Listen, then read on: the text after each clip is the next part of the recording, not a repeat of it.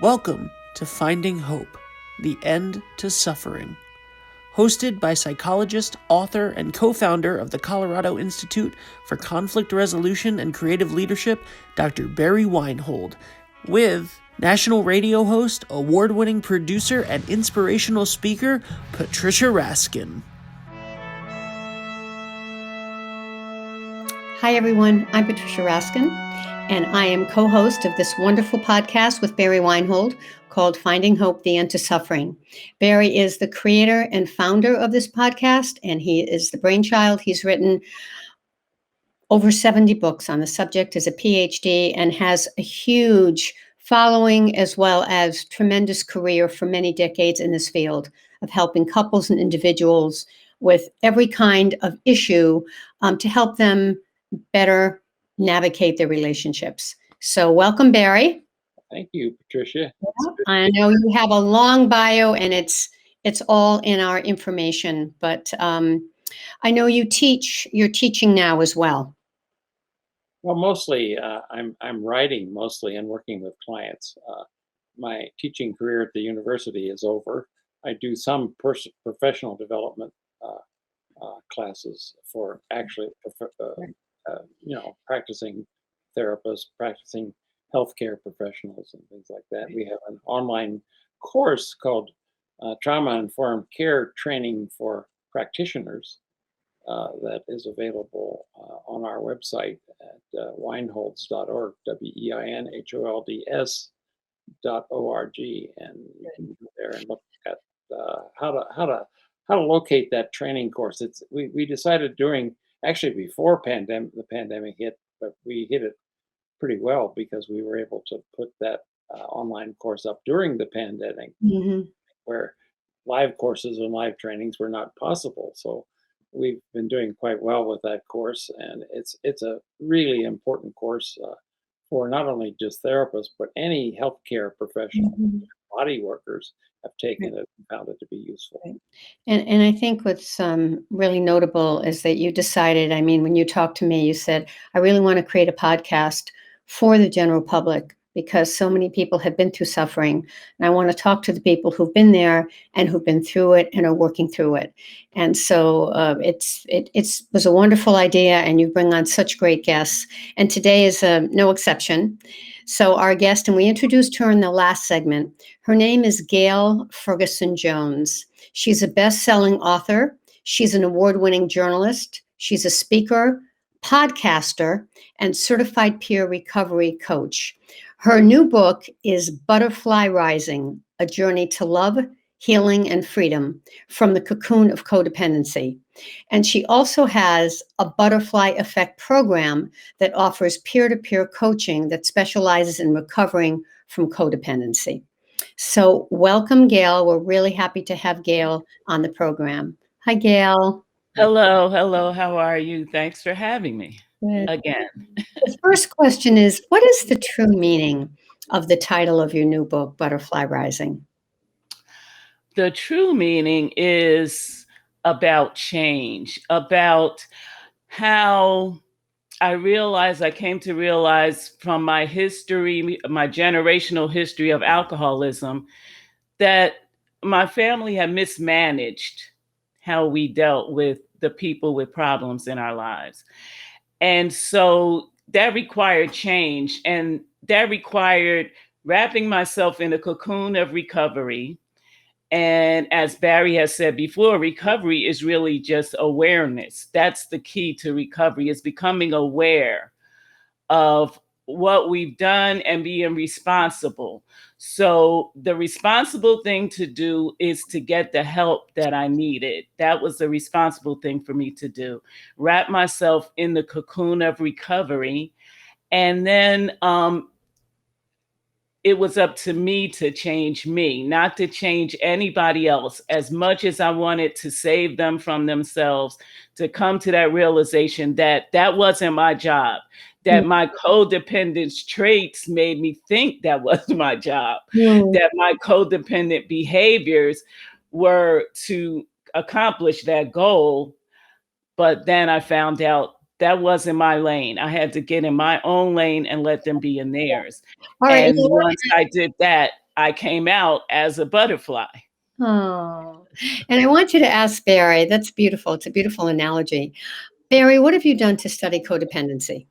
Well, actually, back in the late '80s, we were watching a TV show by John Bradshaw was Mm. hosting it, called On the Family, and they had a fellow on, and he kept talking about codependency as this terminal illness that you never recover from and you die from. And we're screaming at the TV, no, no, no, that's not what codependency is. There's more to it than that. And we turned to each other and said, we got to write a book about this. And so we wrote a book called Breaking Free of the Codependency Trap. It became a bestseller, and it was interesting. And John wrote a foreword to our book. John has passed on, unfortunately. He was one of our good friends and supporters of our work. And so there were so many books out about codependency at that, maybe been 500. And our book was different and was unique because it represented a developmental approach to looking at addictions Mm. and understanding addictions and alcohol. And Yeah.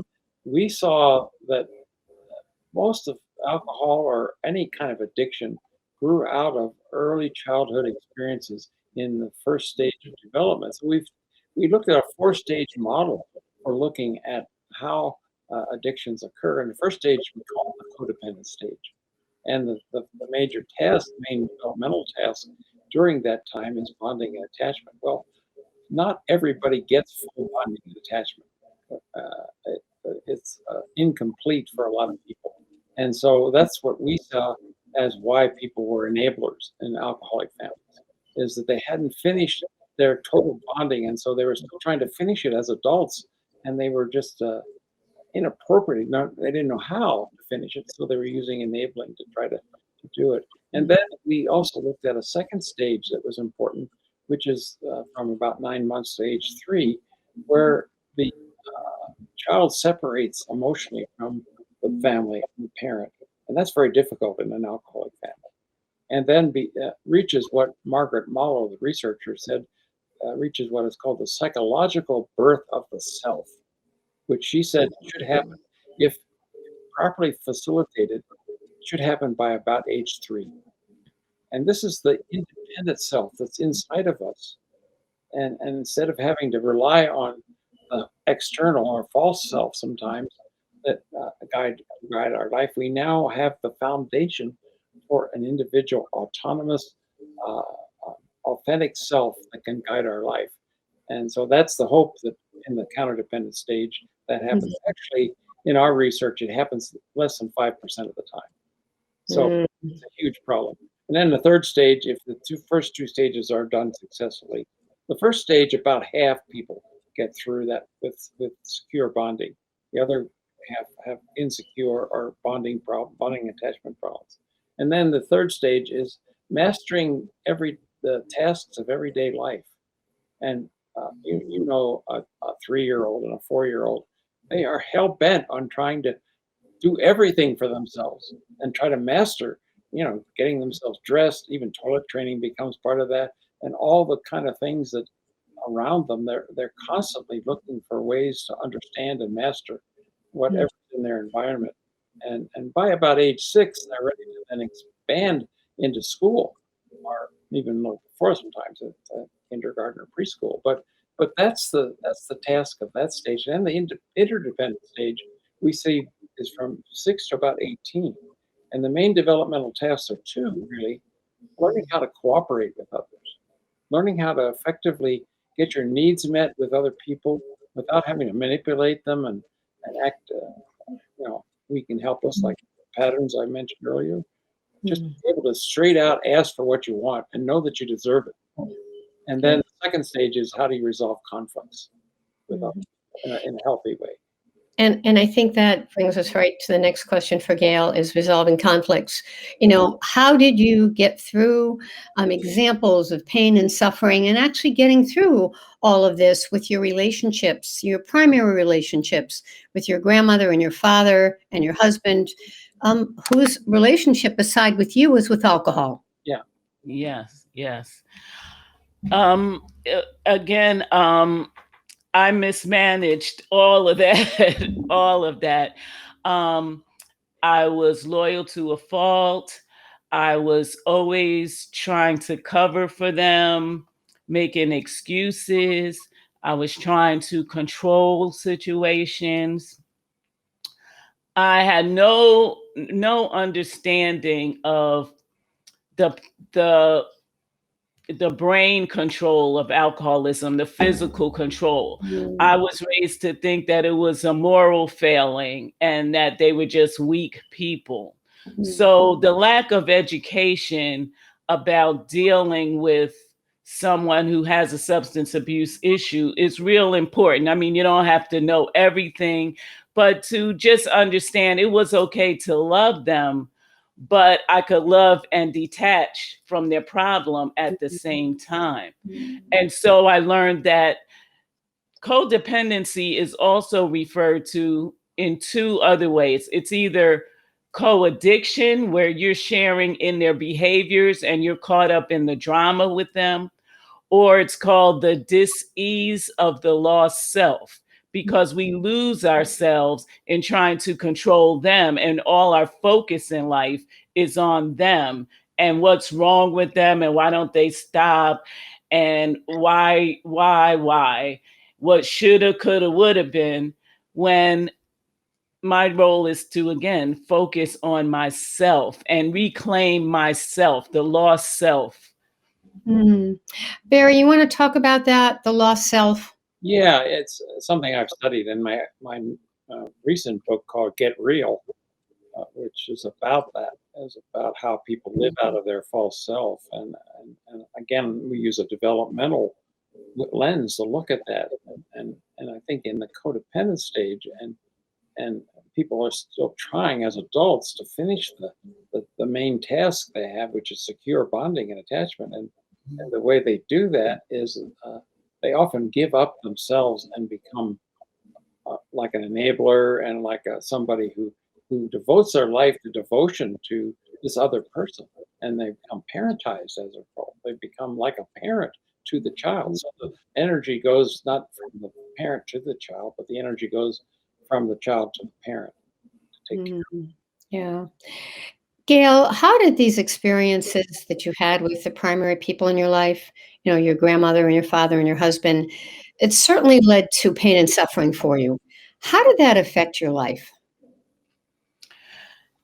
It affected my life. Well, let me say this, and I think Barry made reference to this in the last episode. A big part of my false self was with my father and my husband. They were very accomplished men, and I was a very accomplished woman. So it was easy to hide behind that. It was easy, both of my husband was an international corporate senior vice president. My father was very accomplished. I was an award-winning journalist. We have a custom built house, we put our children. So it was very important to me to maintain that facade. And that's where the lost self is. But when health issues started coming into it, Mm, that was my wake up call, because I saw my grandmother die from it. I saw my father's health deteriorate and he died. mm, So when my husband's health started spiraling downward, um, the stress of that and the stress of not knowing how to handle it, not knowing I was codependent, being desperate to save him, that ended up causing me all kind of health problems until I was finally diagnosed with traumatic stress. mm. And that was my rock bottom and my wake up call. Yeah, it's interesting because a lot of couples, and Barry, you can attest to this, so many couples have been through this. They have to live the facade, they stay together, they become, instead of soulmates, role mates, right? ROLE, right? And so you do the role and you just ignore everything else. But what you're saying is other people also have wake up calls and get sick. But you took the call. You said, wait a minute, I don't want this. And I'd love you to address that because I think thousands of people go through this and they don't pay attention to those signals when they get sick. So, Barry, if you want to comment, and then Gail. Well, just very briefly, again, awareness is the issue. It took a while, but finally it hit you so hard that and even like an alcoholic, they talk about hitting bottom in alcoholism. So that sometime you have an incident happen where you just finally get it. I've got to stop doing this, and so that's what your wake up call was. You hit bottom with the health problems. Mm. Was that, Gail, when the worst day of your life? You described the worst day of your life in your book. Was that around? Was it around that time when you hit bottom?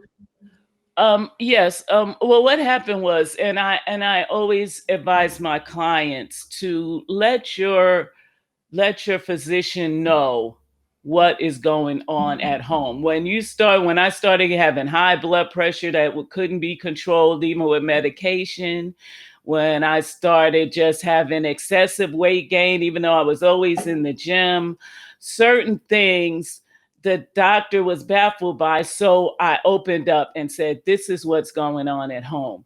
And that was very important. And so she recommended Al-Anon.